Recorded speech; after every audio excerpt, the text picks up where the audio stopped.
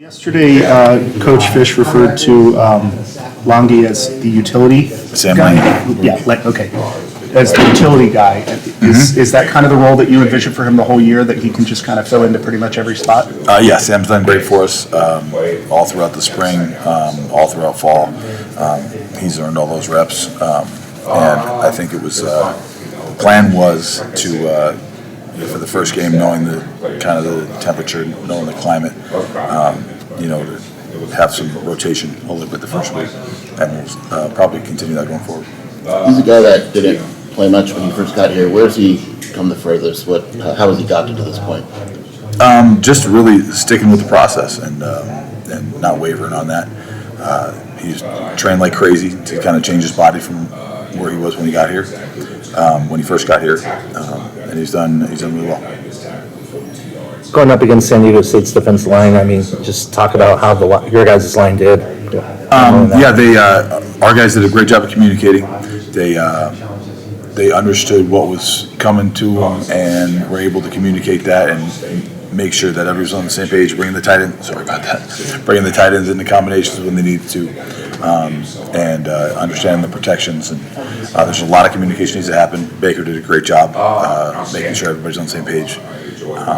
Really proud of the way they communicated and took the challenge. There were some occasions when the pass rush got through and Jaden did a really good job of getting rid of the ball, getting it out on time, avoiding, etc. But what can be done to improve in the pass blocking area? I think we a couple times we overset these guys. They're a really quick bunch, and if you're not exactly in the right phase in your sets, you can overset. So I got my guy a little wide, and I work wide, and he's going inside. I just need to be in the right phase and be on balance. So we got to balance a couple times. I would expect that this is a little different challenge this week. We got a bigger, stronger lineup. They're more of a bull rush unit, so it's a little bit different challenge this week, but our guys are ready for it. Schematically, are they similar? I know that their defensive coordinator came from San Diego State. Structurally, they're very similar, but each coordinator's got his own spin on this defense. So there's good crossover in just kind of some of the basic learning, but the style of play is a little different. So it's great. It's a great transition from week 1 to week 2. But it's not the same, so we got to kind of reboot it and make sure we're seeing the same thing. They do a lot of disguising. Mississippi State does before the snap and all that. Is there a lineman that's in charge of pointing that out, or do you just need to be aware of it? Well, everybody talks, and we will make sure we're communicating across the board.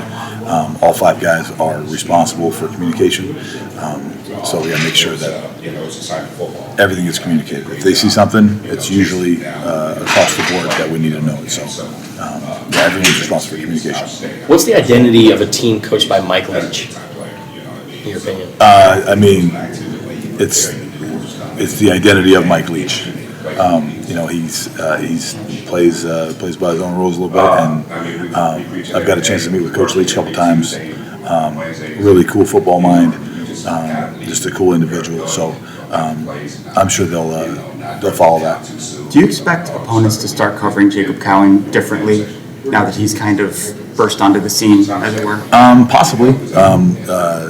If you can try to cover that up if you want with with a defender over the top.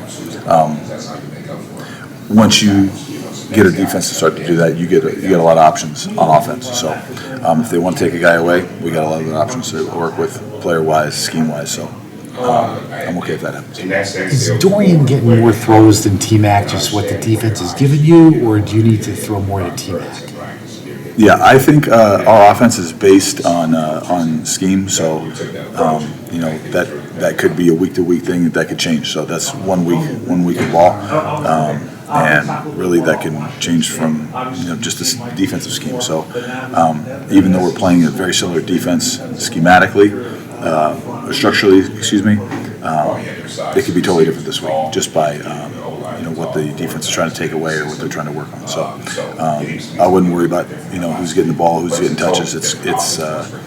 We're not built like that to just throw one guy the ball. One guy was just really successful with the ball this past weekend, so anybody can get it. Do you expect Big Jonah to be back? Yeah. Jonah had a little dehydration issue. possible little first game jitters, but he played really well when he was in there, and I feel like we've solved all those problems. So How do you he'll be just fine. So, you guys move your guard across the center a lot on your running plays, and it's not quite pulling. What is the term? Oh, no, we're pulling. Is that pulling? Yeah, we're Okay. pulling. Is that pulling? Yeah, whenever the guard gets off the At line. any time that's called pulling? Yeah, Okay. I've referred to it as pulling, maybe something. Yeah, okay. Yeah, so we pulled the guard quite a little bit, to mix with our zone run schemes. So, yeah, we like having the versatility to do all that, and our players give us that ability. So, we got the tight ends involved in the gap schemes, as well as the zone schemes. So, we like where we're at as a starting point for this year. How much do you guys talk about time of possession? A little bit. It's kind of a slippery slope. Some games you'd want. You may talk about that more than others, but it's not a huge focus. I mean, we like to have more time possession. We like to, stay in control of that. But sometimes the score dictates that you don't have the ball very much. And if we're scoring quickly, what's more important?